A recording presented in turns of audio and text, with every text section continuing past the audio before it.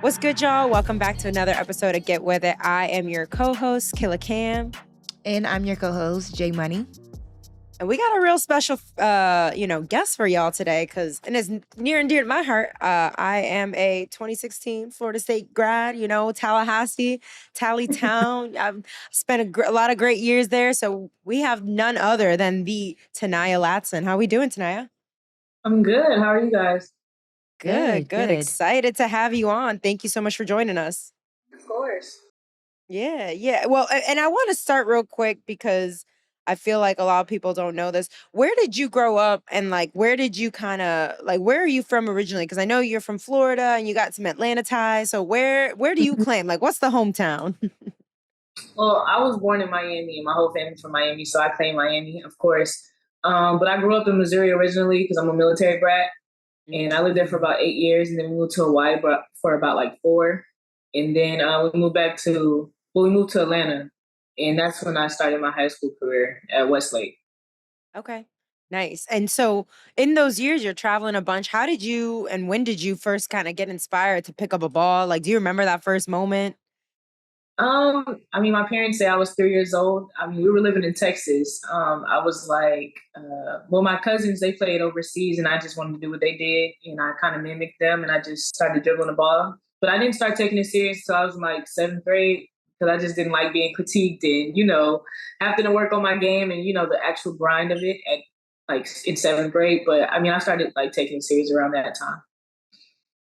And, who, I guess, would you say that you kind of been able to mimic your game after? I know you said that your cousins played overseas and stuff like that, but were there any fond memories growing up that you kind of someone you watched on TV or, grew up playing against or that competition back at home? I played a lot with Raven Johnson at Westlake, and she kind of helped me with just the scoring mentality and just getting a bucket because she was my point guard.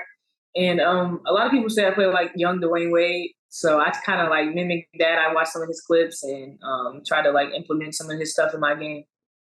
Nice. 305 and one of the best shooting guards of all time in the NBA, and I think very much set you up for success in becoming the top shooting guard in your class and whatnot. But you kind of just touched on it. We were talking about it a little bit before, but you kind of moved around a lot. And so maybe in the beginning, you didn't love that critiquing process. What were some of those early memories of getting critiqued and you've been nope, this ain't for me? I think I was at a tournament. I played AAU in the 5th grade, and I went to a tournament. I couldn't shoot a lick, but I always got to the basket. And then my dad, he was after the tournament, he was just on me about it. And I was like, oh no, bro, nah, I don't know if I want to play basketball. I don't like that. Because at the time, I'm thinking I'm the best. I'm like, yeah, nobody can tell me nothing, and I couldn't even shoot a lick. But he was just on me, just trying to keep a positive attitude about everything. But I wasn't taking it serious around that time. I wanted to be a scientist, a nurse, and I wasn't really thinking about basketball. It was just something that I liked to do. It was fun, but I didn't think I was going to actually pursue it. Them ride homes after AAU games with dad are the worst. Bro, let me get out of this car. Literally, I'm stop the car. Let's go. In 5th grade, I was ready to go. And hooping and being from the 305, the Florida area, so much talent that comes out of there. We had the discussion, the debate all the time of who breeds the best athletes, the best hoopers. But how do you think growing or, being from there, hooping there, helped you kind of prep for college and being able to play at one of the highest levels? I didn't play much in Miami, but Atlanta definitely has a lot of good basketball and a lot of talented teams, a lot of good high school teams, and a lot of girls come out of there. And I really feel like that prepared me, especially like I said, playing with Raven Johnson and Brianna Turnage. Those are my best friends. So they were really elite players, and they were both in the top 100. So it really prepared me to play with elite talent and play against elite talent. And just the physicality and just the talent, it really prepared me for the next level. No, that makes sense. Sure. And I know you mentioned you couldn't shoot. When was the day that you were like, all right, I'm a shoot? Who? And did someone was it a conversation you had with yourself? What was that conversation like? Where it's all right, I gotta develop this. Probably like the beginning of my junior year. I feel like that was a turning point in my like whole basketball career. I started training with my trainer, and I just started getting in the gym every day, like even after practice, just getting reps up and continuing to work on my game. Because at first I didn't, like I said, I wasn't taking it serious. Still around like ninth and 10th grade, I was still just having fun. But then I started taking it serious. I'm like, I gotta develop this because I can't just keep going to the paint and drawing charges and everything. So yeah, my trainer, he really helped me build that confidence, and it's really just a confidence thing and just repetition. So yeah. What would you Yeah, that say is makes your sense. favorite part of your game? Favorite part, I would say defense. Like a lot of times my defense dictates my offense. If I'm really focused on defense, I'm gonna be really focused on offense. So yeah, I feel like it really does help my play and just like my overall game. All right, wait. Before we get into my next question, you got to scout yourself for us. Let's say you on the opposite team, like someone's ready, getting Uh, ready. All right, when you're talking tonight, like what's you scouting on yourself? um, how would I play me? I'm trying to think of teams that really like gave me a challenge. Like, oh dang, I couldn't get nothing off. Um, I mean, we recently just played Boston College. And I was not in it. I mean, I had a pretty bad practice before it, but I feel like they played me really well. Just standing in the paint, waiting for a charge, draw a charge on me, and if you don't foul me, foul me. Um, just stay in front. I would say just stay in front and don't foul me because I get to the foul line a lot. So that's how a lot of my points come. Just get free throws. Mm. But yeah, I would say that. I would say that. Just stay in front. Stay in Yeah, front. that makes a lot of sense. And I feel like this is why I want to bring this up. Like one thing I've loved watching you, especially in this first year, is how fearless you are. Like you I don't like it's like it seems like whoever you match up against, you don't care, like you're going at them no matter what. Where do you think that kind of comes from for you? Because that type of fearlessness sometimes doesn't develop until way later, if it ever does for some players. Um, transitioning from high school to college was a bit of like a little struggle, just being away from home and just the mental like, aspect of things. But I feel like my coach really gave me confidence and, playing against the scout guys, playing against grown men has really like, gave me that confidence to just go out there and play. And like just the repetition day in, day out, just getting in the gym, and just trusting myself, believing in myself and, knowing what I can bring to the table out there. Yeah, definitely. And you talked a little bit about that transition from high school to college, but you played your first 3 years of high school at Westlake, with some of the top players. We talked about it a little bit with Raven Johnson. Y'all won 3 state rings. What were those years like? Just tell us some of your favorite memories and, you Mhm. know Yeah, it was surreal. Like it was like I was living in a dream. Like we knew every time we was going out there, we was gonna win. Like it was no doubt in our mind. We just knew we had to just execute and do and just be us. It was really fun. I really like gained a friend in Raven and like a sister. And Brianna, she's here with me at FSU, so I'm still, having that connect and me and Raven talking and there still. So I mean, it's just like it's one of those things that you'll never forget. Yeah, definitely. And I mean, what you played at FBC United? You do FBC? Yeah, yeah, Yeah, so you played AAU yeah. with them too, a lot of those players, and that Mhm. AAU circuit down there is different. Like, I mean, when you talk about Atlanta and like the talent that y'all Mhm. play too, I mean, I'm assuming y'all matched up against like Malaysia and there's, I mean, wait, Malaysia was Mhm. with y'all at FBC, right? Yeah, she Malaysia was. Malaysia was with y'all at FBC. I mean, what was it like playing with that type of talent too? And not only that, but like you're gonna match up against some pretty soon. You know what I'm saying? So like, how does that help Yeah. you prep for those moments too? Like I said, it just prepared me just playing with elite talent and playing against elite talent. Malaysia's just one of those players you just gotta let play. Like she's gonna make a play out of nothing. So I mean, it was really fun just watching her and learning stuff from her myself. She's a really good player, and I don't know how she does it. She does it so effortlessly. But yeah, just playing with a lot of talented players has really like helped my game because it showed me how to shine in my own light with other players. So yeah. Real quick, you got a favorite game with them or a favorite memory? Like, tell us the stories from those road trips because I know there's got to be some funny moments. Yeah. I would say war games is always fun. Like in Atlanta, it's always fun. We get to see a lot of people come out. Rappers sometimes come out. Kevin Gates had came to one of our games. He was just sitting right behind the bench. It was fun.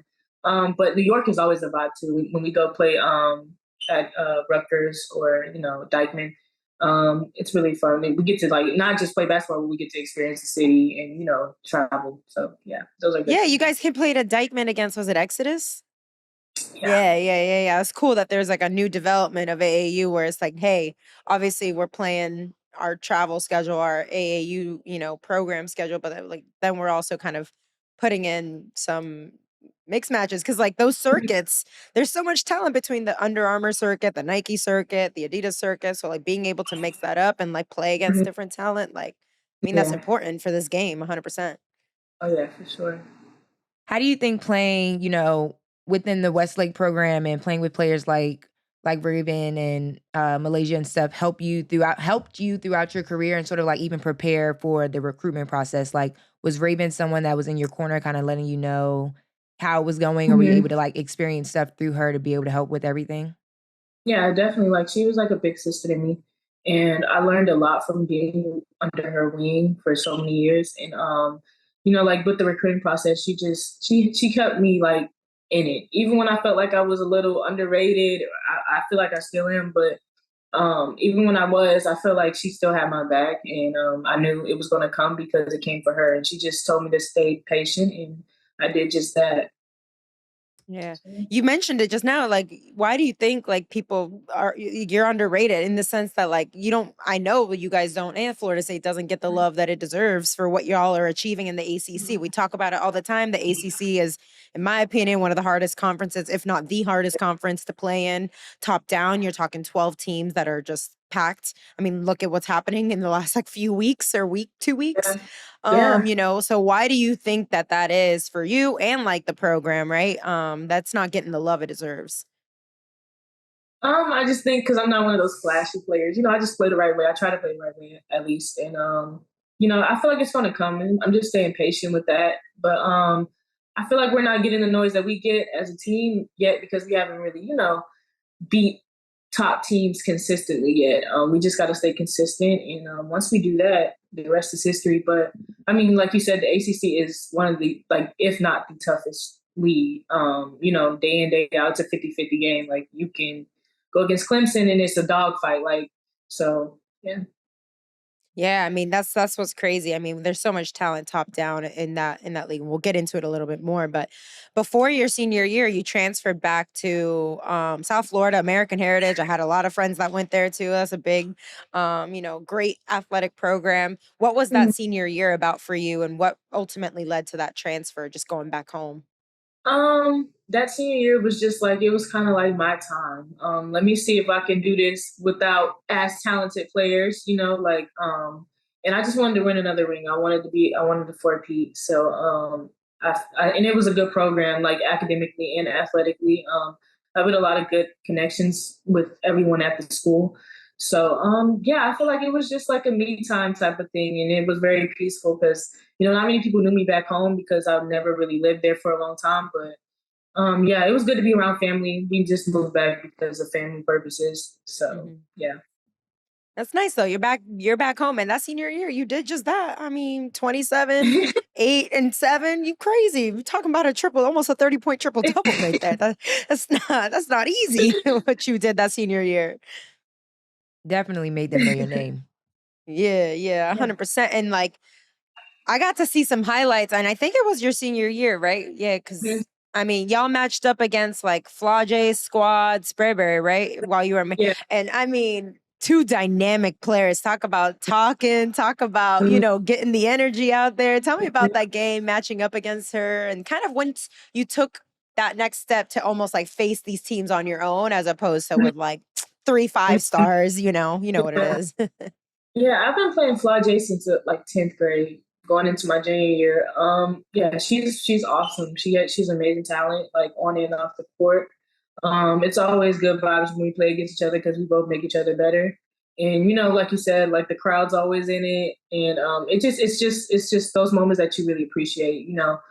Playing against good talent, and also implementing your own game and just shining in that moment. So I feel like, yeah, it's always good going against Flaujae. She's awesome. I consider her a sister. So yeah, and we have the same trainer. We had the same trainer. So yeah. Saw that game get a little chippy. I love the energy. You think you a player that talks a lot? Let's get into that. I don't really talk trash. I really don't. I really don't talk trash. I let my game speak for myself. If someone is talking trash, I just giggle it off. I just laugh. Like, okay, let me get it back on the offensive and defensive end. Like, I take that with pride. Like, I just, if someone is talking trash, all right, I don't talk. I just do it. Period. That's the mic drop right there. I don't Literally. talk. I just do it. I don't talk. So being back in Florida, what ultimately led you to pick FSU over some of the top programs in the country that you were also being recruited by? I just like the staff. They were my first offer. I got my offer from them when I was in 10th grade. I went on an unofficial with Raven and Snoop. And I got that offer that day, and I just fell in love with the school. Just when we took our pictures on our unofficial, I would just run around like a little kid, just happy to be there. Not knowing if I had an offer or not, I was just happy to be there playing basketball, just running around. So, by the end of that visit, I ended up getting my first offer from them. And I just fell in love with the staff and the girls. They treated me like I was one of theirs already. And that was my first official visit. So I knew then, like, that was the school for me. Yeah. I mean, was that when Sue was still coaching? Because Sue retired, 2 years ago? Yeah. So Sue was still there. I mean, that's a legend right there. What was that experience like? Almost getting recruited by her, and then when she ultimately decided to retire and move on, like kind of that even process, right, within yourself to decide, no, wait, this is still the program for me, besides, even though like Sue might not be a part of it. Oh yeah, for sure. Coach Sue, like you said, she's a legend, and she's super nice, and she's super bubbly, and she's just a coach with so much energy. I was kind of sad when she left, but I had built a connection with Coach Brooke. She ultimately recruited me, so I talked to her a lot. So I knew I was going to stay because I just loved the culture at FSU, athletically and academically, and I knew it had everything that I needed, and it wasn't too close to home, and it wasn't too far. So yeah. Yeah, definitely. Why do you think that was so important to you, like to have, the academic part, and not only that, but like that connection, I would feel like, to a school. Sometimes you don't even like you can't even describe it, you just feel it, like why Mhm. was that like kind of like believing in that feeling something that was so important to you when you made this decision I about playing mean, where you would play? yeah, because like off the court, you need to be happy. You want to play somewhere where you're happy, not just on the court or with the team, but like outside of that. Definitely, I feel like it's a lot of good opportunities on campus, and I just like I said, I just love the culture. FAMU is right across the street, so um, you know, it's a fun school. It's fun. Wait, you get to stay for FAMU homecoming? Because they always do a real big home. It's like right around October, Oh right? no. Exactly. Nope, we don't. We actually had a game that Oh, week, and it was already season was already starting, so we knew we could do nothing. man, if Dang. you can get to I one know of they those was one lit. year, you've got to. It's lit. It's lit. And then you got the courtyard. Do they still do like courtyard? Like what's it? Yeah, they do. Yeah, like Wednesdays or on something? I forget Wednesday. the day it was. Yeah, On Wednesday. Wednesdays, right? All the Yeah, fraternities come out and step. I used to yeah, love going to those when I was in school. I yeah. mean, that shit was I always haven't super been to one dope. yet. I have to go to one with my teammates, but yeah. You got to make it. You definitely do.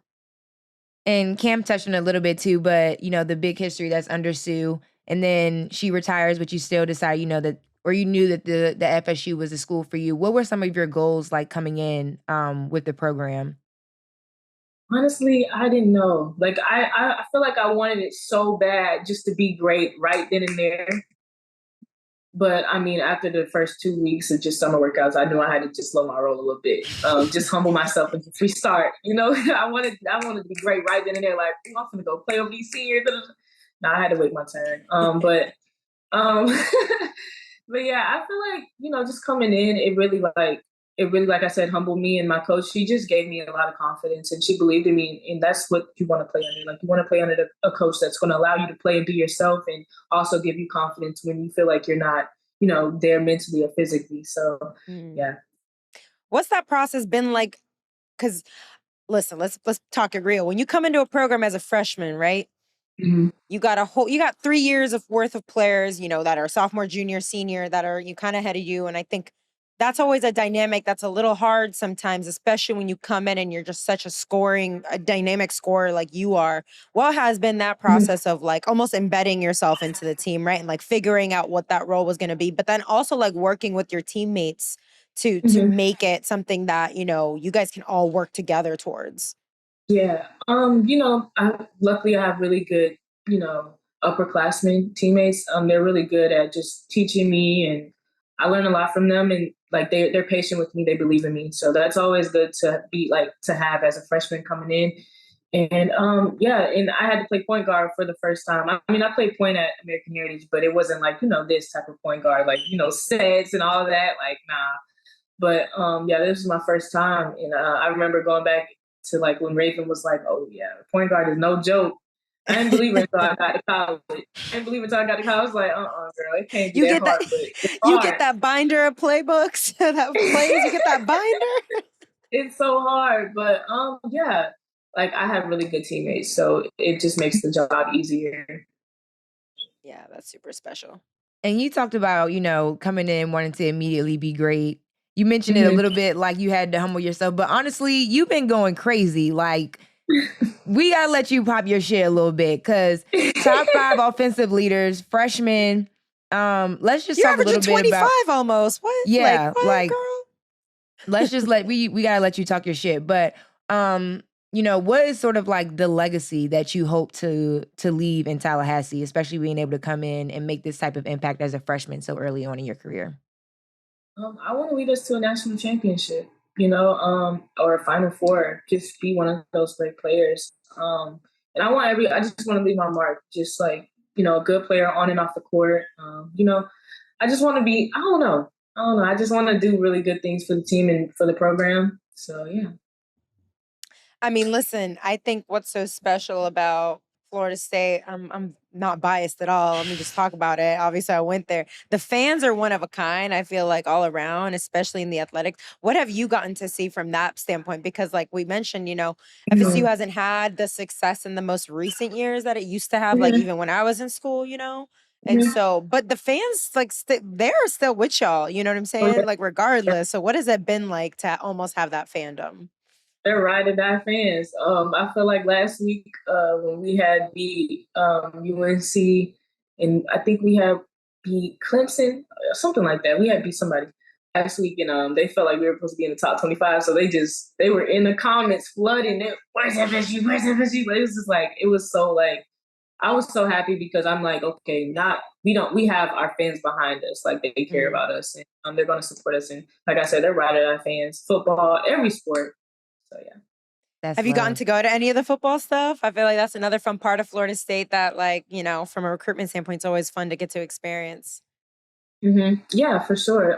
When we have recruits, we take them to football games, and yeah, I know some of the guys on the football team. They're really cool, and I mean, we had a good year this year, so I was out there.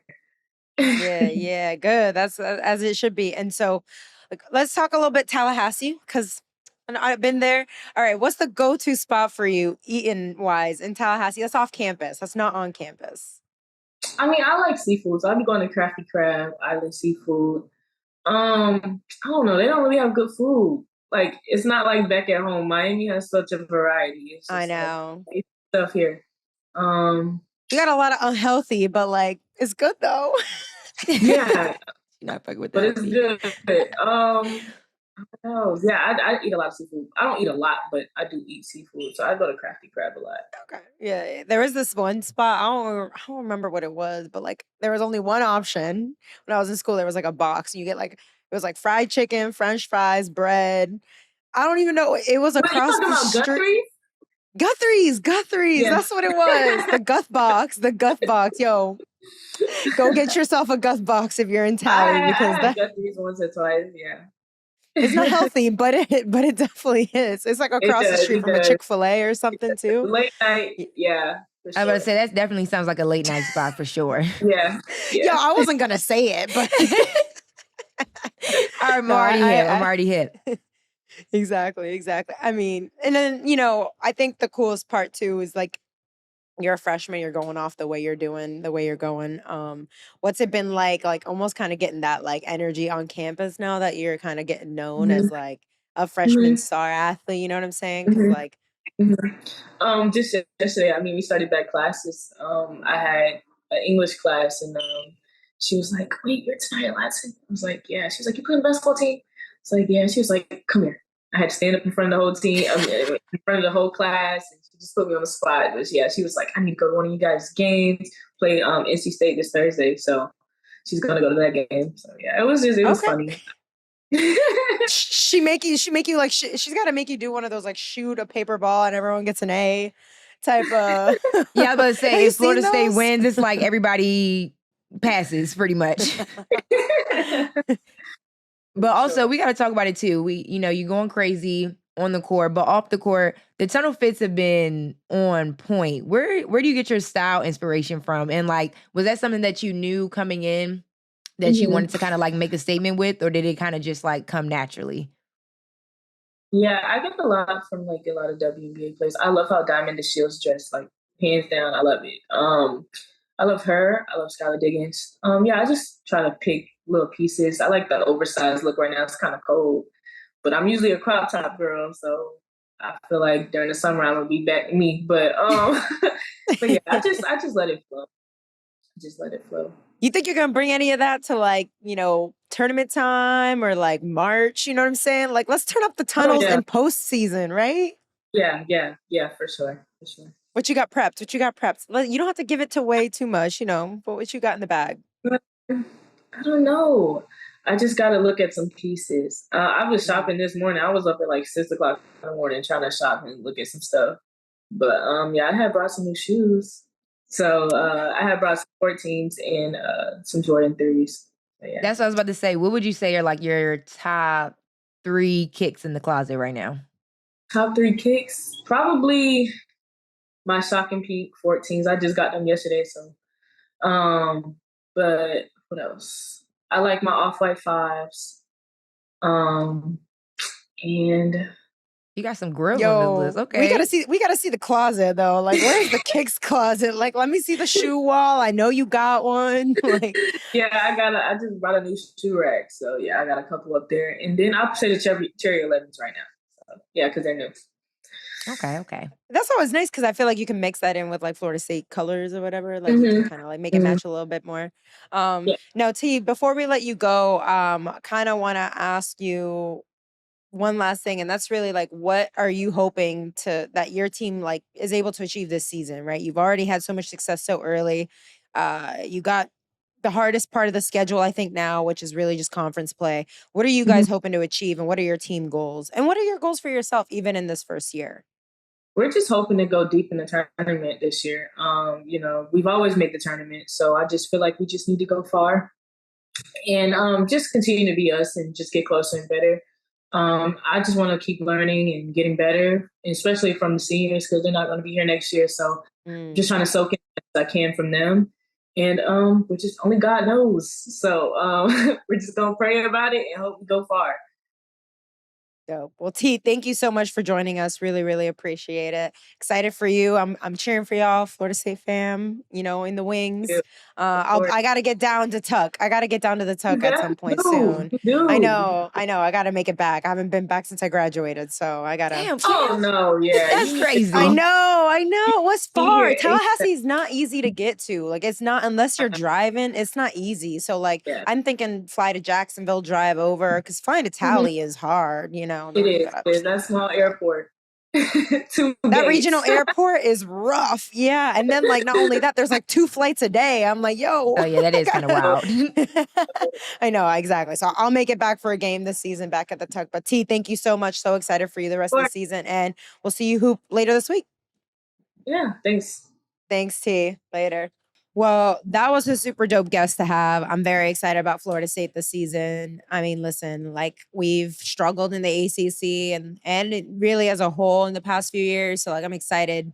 Under like a new dynamic guard, right? Like, she's not scared of nobody. I'm interested to see how this ACC play goes for them because, I know they just had a recent loss to Boston College and those losses are going to come early. It is better to lose now than in March, but Exactly. But I'm hyped. And talking about, upsets, we got to talk about some of the upsets we've been seeing across the NCAA because they're everywhere. I mean, first we saw UNC get beat by Miami and Virginia Tech last week, and then they turn around and beat Notre Dame on Sunday. So, what's going on? It is Anybody's game. Like, I don't know what's going to happen come March because it's been insane how up and down everything has been across the board. Exactly. I feel like it's also that time of season where players are, having to find their groove because you get all the energy and the adrenaline is starting in the first month or two. And then you kind of, once you get into the middle of it, you're just like, oof, like week 3 and or week 11 and we're still doing this, So I know it's definitely that time of the season, but I'm excited for UNC regardless. I know they had those few losses. I think they're still a highly underrated team. They just got to figure out what they're going to do from a defensive standpoint because that's where they're struggling. That's why I think they ultimately won on Sunday too. They held and mind you, it was a bad shooting game for Notre Dame too, but Notre Dame only shot 28%. So if they can really get teams on the defensive end, I think that's going to end up, gearing up their offense because because they've got scorers. They got Paulina Paris, who shout out Slam Fam. I know she played in our game a few years ago. It was her highest scoring game. I think she went off for 16. And honestly, North Carolina didn't have that great of an offensive game either, but it was enough. It was enough to edge out the Notre Dame, So I think that was a good win to see. But what other upsets did you see, Jay? I feel like they're everywhere. Who was it? Was it Miami that beat Virginia Tech too? I don't know. It's just super crazy because one team is upsetting another team, they come back and get upset by another team. I'm like, I really can't keep up. It's actually insane. That is the ACC too. Yeah, that is true. And we've been talking about it. I might have to go back on my word because at first you were talking Big Ten, but the ACC it's crazy over there. Everybody's taking it to everybody. Boston College also beat NC State. So Boston College has 2 good wins under their belt. And NC State, I think, has gotten upset twice recently. I think it's been everywhere. It's anyone's game. Yeah, literally really. Anyone's game. It's crazy. It's crazy to see. And then talking about just fatigue or trying to get over that hump of mid-season, UConn and their injuries, they had to postpone the games just because they didn't have enough, not just because, but they didn't have enough players to play due to injuries. And that's so crazy. Hard. It's hard because you don't there's nothing that you can do at that point. If everyone's not healthy or there's not enough players that are healthy, how do you even prepare? You can't prepare for that. Yeah. It's hard too because it's not even, you deal with normally throughout a season a list of injuries, right? Of course. But when you're talking about a majority of your roster, that's where, it's kind of crazy to think about. I do know across the NCAA, we are at that point where injuries are kind of starting to flare up and some players are taking some time or have to, because March is coming, you want to be healthy for March, not necessarily just now. So I feel like that's what a lot of teams are trying to do. But I think UConn's got to find a way, whether, in which way, I'm not sure, but to find some depth, right? Because understandably so, you're not going to have every top player every night because you want to be, wary of their health and making sure you're saving the best of the best for them in terms of when they're playing their best and when they're playing their healthiest. But you got to find a way to get games in and, and record it at the end of the day. That's, what's going to prepare you for that time in March and honestly, the end of February. So I feel like it's going to hurt not to have some of these games if they continue having to, unfortunately not play in them because those reps, especially for your freshmen, your young players, right? That's huge for them. Exactly. And you've got great freshmen there. So yeah, they're going to have to find a way, but I do think they're playing in tomorrow's game at St. John's. So I do think they'll be back, maybe not to full health, but they're, to a health back to play where they can back to play. Exactly. So I'm excited for that. But these upsets have come all across the entire NCAA. And you know who I'm starting to believe? You know who I'm starting to believe? I feel like Who? LSU. Girl. Yeah, because we might have been we might have been sleeping on them a little bit. We were talking about, who they were playing Fair. against and then being in the top 25. Angel Reese has been Listen. going off. Listen. Crazy. I never doubted LSU, but I did want to see them against some talent, because at the end of the day, how do you compare or even start to analyze, how high of ranking or skill they are in comparison to other teams if you're not playing, competitive other ranked teams. Or exactly. just Not even comparable, ranked, it's just competitive, right? Yeah. So I know that they just had a few big wins. Angel Reese is averaging 24 and 18 in the ACC, and sorry, in the SEC. She's from the I think, I'm sorry, is it 27 and 4 or 18? Sorry, 27 and 18. Let me look. Let me double check that real quick. Got to fact check. It is 23 and 18. Excuse me? That's like Kareem. Like my guy Christian tweeted, those are Kareem numbers, and they really are. And I feel like that team is well built for March. So I'm really excited to see, because let's be real, and I feel like we've seen a couple. I mean, there's still picks, right? They're still my picks, but Stanford and South Carolina both had some trouble in some games this week against unranked teams. So like, I won't be surprised if someone surprised some people in March, because yeah, for sure. And that's usually how it goes too. I mean, luckily you have those types of games early on in the season where you can like sort of try to figure it out. But like you said, I wouldn't be surprised if we got some sneakers up in here, like some people sleepers. Because the way that these games have been going, it's anybody's game. Come it's really March. anybody's game. I know, and I'm hyped for LSU, and I think there needs to be a camera set because that has to be the most like loud, amazing personality team, like between Angel and Kateri. I mean, they've got a fun team. I want to see just like the squad and how we definitely might need some behind the scenes with those. Yeah. I gotta see if Flaw gets on the mic, like in the locker room. I was about to say, I wonder if they have like freestyles and like ciphers in the locker room before, after practice, or after games. Nah, exactly. And real quick, because I feel like we can start these conversations now. I think Angel might be like top 2 in my National Player of the Year, like, rankings right now. She's working her way up. She's definitely. I do want to see her against some ranked teams, of course. I think that's always what we want to see. But like, I don't think anyone else is doing what she's doing. Not for their team, at least. You know what I'm saying? For sure. She's putting up crazy numbers right now. And her efficiency, like, she's going crazy. Yeah, I mean, and they built it really not from nothing, but like, I mean, that's this year, they came out right? of nowhere. She just came in. Exactly. And you talk Stanford or South Carolina, and a lot of them have great pieces around. And not that Angel doesn't. I mean, she does, and incredible guards and Flaw and Kateri and a lot of that roster. But there's something really special about what she's doing every night, too. I feel like if Aaliyah has a bad night, there are others, there's Bria, there's Victoria Saxton, there's others to pick up the slack. And same with Stanford. Like if Cam's not having a bad night, it's, Haley and Fran, you've got exactly depth. And I know LSU is a little bit deeper than I'm even putting on right now, but it does feel like what Angel's doing is unique to the program, because she's kind of putting it on every night not on her own, but you know what I'm saying? Like she's doing it every night for the squad. And so I'm interested to see. I think they've got another game on Thursday against because I'm excited for the SEC, because I think that's another really great conference for them to get their reps in, right? I mean, obviously. What's this Sunday? They're playing Auburn on Sunday, and then they're playing Missouri on Thursday. 2, good programs. I'm interested to see how they match up. I'm excited. I'm excited for that. Listen, I'm bought in. I'm on the wagon. Sorry, it took me a little long. It took you a little long to hop on, but you're on it.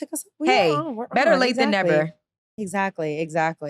And speaking of, I think Maryland's doing pretty well now that I know they had a couple upsets, but I feel like they're turning back around. And I think that Big Ten squad is also, who I'm still not bought in on, and it sucks to say it, but I don't know about Ohio State yet. Like I need to see a little bit more from them. I don't know. Well, you know what it is? I haven't seen, have they played Maryland yet? I don't think so.